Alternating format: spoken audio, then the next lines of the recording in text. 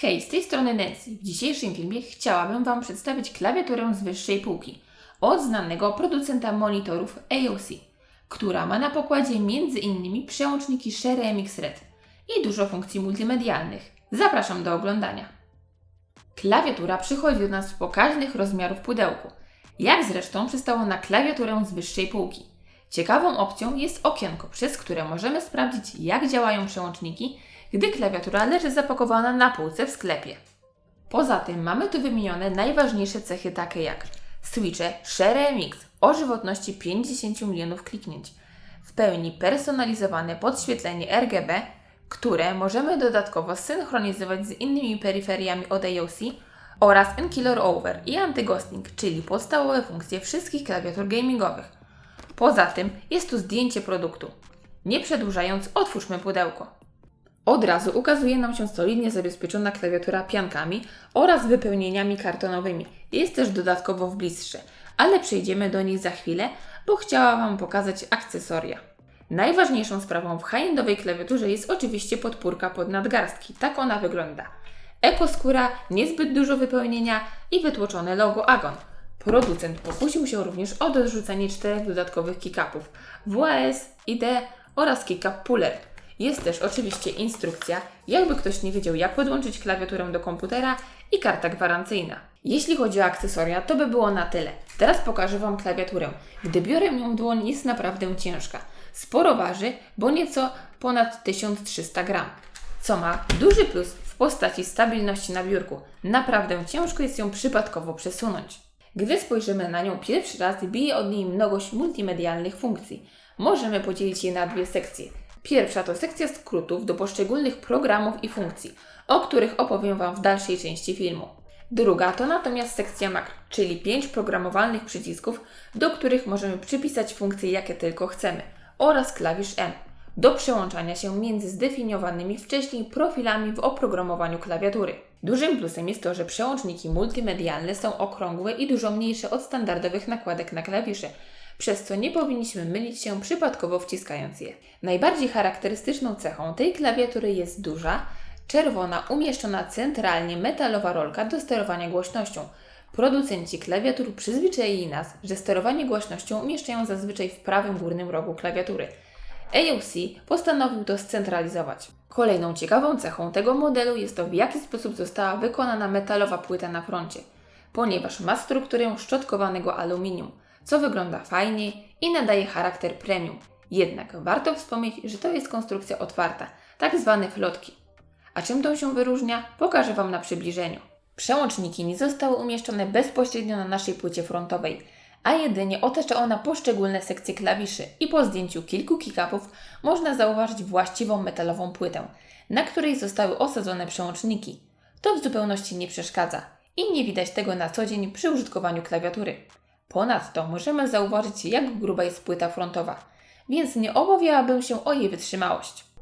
Gdy już zdjęliśmy kickupy, warto wspomnieć o nich kilka słów. Zostały wykonane z tworzywa ABS, co jest raczej standardem w tym budżecie klawiatur. Jednak nie mogę zrozumieć, dlaczego producent nie zdecydował się na wykonanie ich w technologii Double Injection, lecz na czcionki wycinane laserowo. Przez to nie będą one tak trwałe i mogą wytrzeć się po dłuższym czasie użytkowania. W temacie czcionki jest ona dość futurystyczna i kanciasta i albo może nam się podobać, albo nie. Ja osobiście wolę bardziej standardowe czcionki. Kolejnym featurem klawiatury jest złącze USB wyprowadzone na górze. Dlatego też mamy 2 kable USB. Jednym z nich podłączamy klawiaturę, drugi to natomiast przedłużenie tego portu. Sam kabel, mimo że jest gruby, to posiada dość elastyczne wykończenie, dzięki czemu można go łatwo ułożyć. Nie przypadło mi do gustu miejsce, gdzie rozdziela się on na dwie wtyczki. Jest to wykonany z tandetnego plastiku kloc, który nijak ma się do tego fajnego przewodu. Same wtyki są z logiem Agon, a wtyki posiadają złote wykończenie. Mimo że jest to ten sam typ plastiku, jego forma mi odpowiada. Warto jeszcze obrócić klawiaturę pleckami do góry. Odnajdziemy tu 3 antypoślizgowe podkładki oraz 2 regulowane nóżki, które w całości zostały wykonane z antypoślizgowego tworzywa, więc niezależnie czy mamy je otwarte czy zamknięte, klawiatura bardzo dobrze trzyma się biurka. Jest to naprawdę świetny patent i inni producenci mogliby się uczyć od AOC, jak rozwiązać sprawę antypoślizgowych regulowanych nóżek. Sama podpórka pod nadgarstki również została wyposażona w 6 antypoślizgów oraz bardzo mocne neodymowe magnesy, najmocniejsze jakie dotychczas spotkałam w gamingowych klawiaturach. Samo wypełnienie nie dość, że jest mało sprężyste, to jest go bardzo mała ilość i gdy oprzemy nasze nadgarstki, zapada się bufor wypełnienia i czujemy twardy plastik. Nie jest to ani najlepsza, ani najgorsza podkładka pod nadgarstki, jednak dobrze, że jakakolwiek się tu znalazła, co i tak zwiększa dużo komfort użytkowania klawiatury. Oczywiście jedną z jej najważniejszych funkcji jest podświetlenie RGB, dlatego podłączę ją teraz i powiem Wam co nieco na jego temat. Do naszej dyspozycji zostało oddane pełne spektrum RGB 16,8 miliona kolorów. Podświetlenie w klawiaturze AOC wyróżnia się wysoką jasnością. Mamy do dyspozycji wiele efektów. Zabrakło mi jednak możliwości regulacji podświetlenia z poziomu skrótów klawiszowych. Podświetlane zostało również logo Agon, które nie zostało dokładnie domalowane w moim przypadku, a z oplotu kabla, w miejscu, w którym został on wyprowadzony, strzępią się pojedyncze nitki. Są to wady, które nie przystoją klawiaturze z górnej półki. Jednak miejcie na uwadze, że mogą one wystąpić tylko w moim egzemplarzu. Warto wspomnieć, że klawisze multimedialne podświetlają się jedynie na czerwony kolor.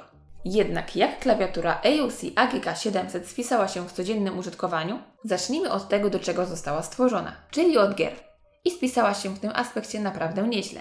Przełączniki, w jakie została wyposażona, czyli Shure MX Red, to już klasyka wśród graczy. Oferują błyskawiczny czas reakcji, a ich liniowa charakterystyka idealnie sprawdzi się w szybkich strzelankach. Wbudowana funkcja N-Killer Over i Anti-Ghosting pozwala na bezproblemowe wprowadzenie wielu klawiszy jednocześnie, co jest bardzo istotne dla graczy. Warto również wspomnieć o dedykowanych klawiszach dla makr od G1 do G5, do których można przypisać zdefiniowane przez nas funkcje. Ok, podczas grania wypadła świetnie, jednak jak korzysta się z niej na co dzień? Ponieważ czerwone przełączniki są dość uniwersalne, dobrze sprawdzą się również podczas pisania.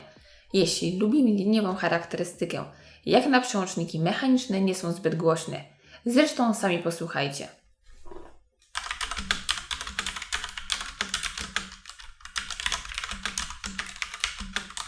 Znajdziemy tu również kilka klawiszy funkcyjnych, takich jak wywołanie głównej strony przeglądarki, odtwarzacza, zmiany strzałek z WASD, blokady klawisza Windows czy wyłączenie podświetlenia. Warto dodać, że 3 ostatnie, które wymieniłam, sygnalizują swój stan za pomocą podświetlenia. Pokrętło regulacji głośności działa responsywnie i precyzyjnie. Niezrozumiały jest dla mnie fakt, że po jego wciśnięciu nie zostaje wykonana żadna funkcja, a wyciszenie dźwięku zostało przeniesione na dedykowany klawisz Mute, który znajduje się odseparowany od reszty przycisków w prawym górnym rogu klawiatury. Pora przejść do oprogramowania. Oprogramowaniem klawiatury zarządzamy za pomocą aplikacji G-Menu, gdzie możemy zapisać ustawienia dla 5 profili. W zakładce Dostosuj można wybierać klawisze i przypisać do nich funkcje z wyjątkiem klawiszy multimedialnych. Jest też opcja dla trybu gry, wyłączenie Alt plus Tab, Alt F4, Win czy zamiana WASD ze strzałkami. Można również włączyć N-Killer Over. Czułość oferuje możliwość ustawienia częstotliwości raportowania, opóźnienia powtarzania, częstotliwości powtarzania. W zakładce LightFX możemy wybrać spośród 11 efektów i dostosować ich szybkość czy jasność. Jest też opcja zatrzymania efektu po określonym czasie. Wybierając efekt ustawienia niestandardowe, możemy stworzyć własny efekt, wybierając kolor każdego klawisza z osobna. Tak jak w zakładce Dostosuj, nie możemy wybrać żadnego z klawiszy G, multimedialnych Shift, Windows czy FN. Zakładka Synchronizacja LightFX pozwala na synchronizację podświetlenia z innymi produktami AOC. W zakładce Makro możemy tworzyć własne makra. Podsumowując, AOC AGK 700 jest to naprawdę ciekawa propozycja z charakterystycznym wyglądem, który może przypaść do gustu, szczególnie osobom, które lubią czerwony kolor. Mimo kilku wad, które wymieniłam wcześniej, jest to warta rozważenia propozycja na bardzo dobrych przełącznikach Shure MX Red, dedykowanych dla graczy. To wszystko na dziś. Do zobaczenia w kolejnych filmach.